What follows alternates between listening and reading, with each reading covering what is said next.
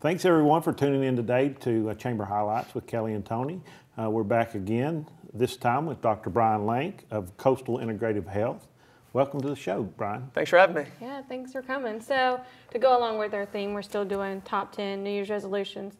One of them is how to stay healthy. Everybody wants to get healthy in the new year. So what do you offer at Coastal Integrative Health to keep people healthy throughout the year? Well, we offer a wide range of things. I mean, definitely dealing with your typical musculoskeletal conditions, aches and pains.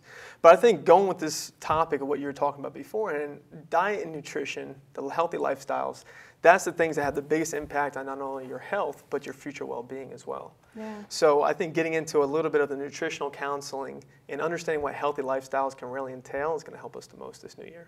Now, you brought a few little props with you. I did. We've got water. So how much water should you drink every day? Well, that's a big misconception of the 8 glasses a day. Okay, no one really knows where that came from. There's really no research to actually dig that back up on.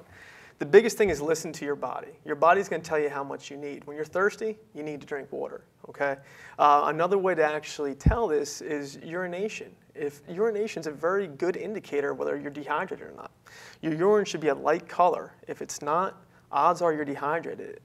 So that's a good indicator to listen to your body. So when you say a light color, is that opposed to clear or opposed to a dark color? Yeah, if it's dark color, pretty much you're dehydrated. So you want to increase your fluid intake. And when I say fluid intake, we're talking about water. We're not talking about coffee or tea, which can act as a diuretic and actually dehydrate you further. So you just proved me wrong then on TV, because I have told my husband, I'm like, tea is water. If I drink a half and half tea, that's water in there. And he's like, no, that's not real water. And I'm like, yes, it is. It's water. I would tend to agree with him. Yeah, so, absolutely. Okay, so I'm wrong. But yeah, It's on TV. just listen to your body. Typically speaking, Americans, we don't drink enough water as it is. Yeah. I mean, we consume over a gallon of soda a week. Soda is horrible for you, okay? So just try to drink more water, listen to your body. When you're thirsty, get onto the water. Soda's not my issue, it's coffee. Yeah. I like my coffee in the mornings. Hey, there's a lot of great things with coffee as well. I mean, there's a recent research study that was published by Harvard that said if men especially drink 6 or more cups a day of black coffee, you actually decrease your risk of prostate cancer from 20 to 60%. Now, there's variations in that because obviously lifestyle, working out, eating a healthy diet, but there's a lot of good research that's coming out on coffee. Just don't load it up with the sugars and the creams. Drink it more black. Now, what about the stuff you can put in the water, like the Crystal Light and the stuff to have it flavored? Is that good for you or is it bad for you? It depends on what you're looking at. I mean, you really don't want to have that many ingredients in your water. Yeah. But if that's the only way we can get you to drink it, adding a little bit of flavor to it's not going to kill you.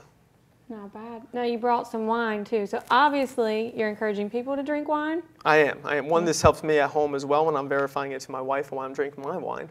But if you're looking at the healthy lifestyles, talking about a book called The Blue Zones, where they went around the world and looked at 5 locations that people lived the longest, healthiest, most productive lives. So they looked at what were the commonalities of these places. And one of them was actually wine drinking, except for the Seventh-day Adventists over in Loma Linda, California. They don't drink. But every other place drank wine.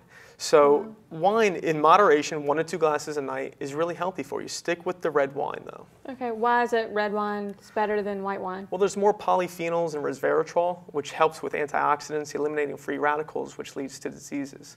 So definitely stick with the red wines. Now, for those of us, I've never been a wine drinker. I just don't like the taste of it. How can I get used to liking wine? Oh boy, I don't know how I mean, at 33, I don't know how I'm going to get used to liking it at this age. I think one thing is many people, when they have one type of wine, like a Merlot, well, that's what they assimilate with being red wine. There's a wide range of different varieties. I mean, when you're going with the Pinot Noirs, the Merlots, the Malbecs, you have to pretty much just do a little taste sampler. Go to a winery and take a couple samples. There's a lot of variations in terms of how potent is it? Is it bold? Is it spicy? Is it fruity? So there's a lot of different tastes out there that I think can probably hit your palate. Do you drink wine? Yes, I do. I have several favorites, actually. I'm kind of like him. I use that. I'm going to use that from now on as my excuse to my wife when I drink it. But my preference is either Merlot or Cabernet is a red, too. Yeah, capture good.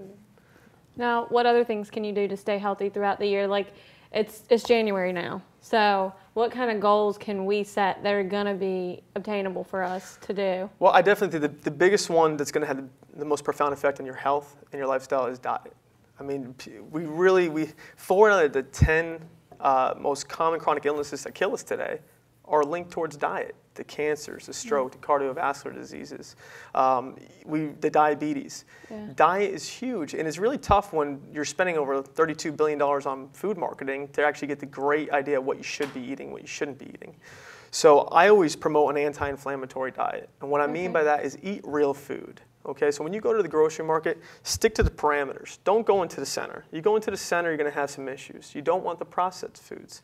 You want the fresh fruits, the vegetables, the lean cuts of meat. But going off of that, you got to eat reasonably.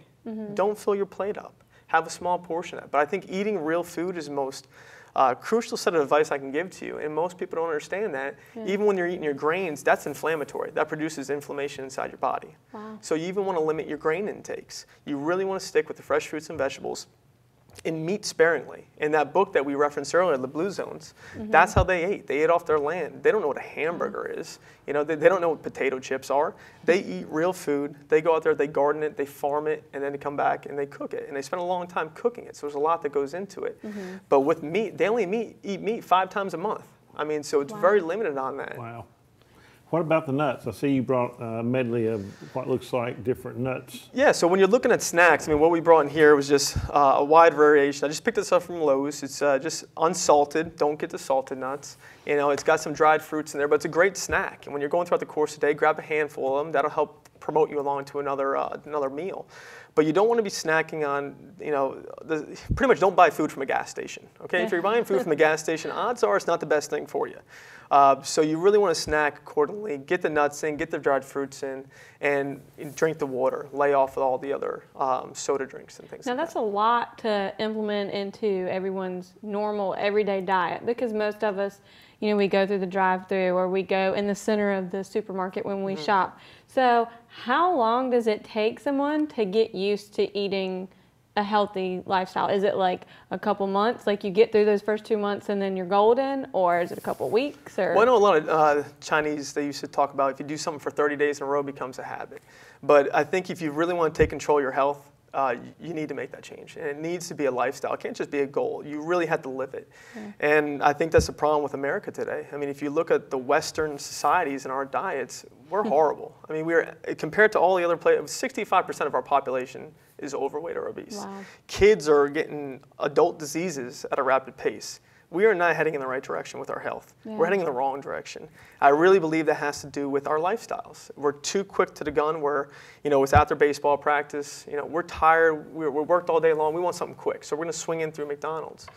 You gotta pre-plan it. You gotta spend the week ahead of time, pre-plan your meals, and really set course and action for your family that's gonna help you go moving forward with life. And this is gonna, start with diet is number one. Yeah.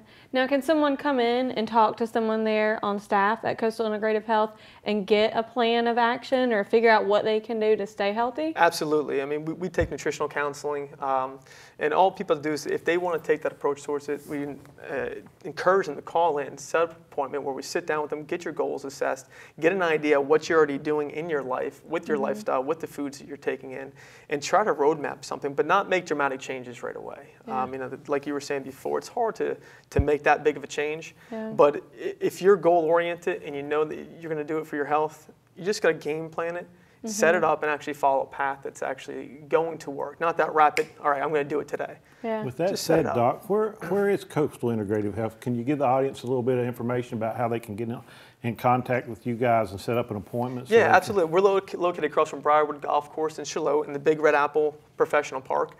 We got our website at coastalhealthnc.com. And we have chiropractic, physical therapy, massage therapy, nutritional counseling, and we do a lot with golfers, a ton with golfers. What's your phone number? Phone number 910-755-5400. Awesome. So everyone needs to give Brian a call, or one of your staff members a call. Not everyone needs to call you, obviously, because then you'd be bogged down. But, you know, give you guys a call so you can get your plan of action set up for the rest of 2013. Absolutely. Well, thanks for having me, guys. Thanks for Thanks for coming. being here. Appreciate it.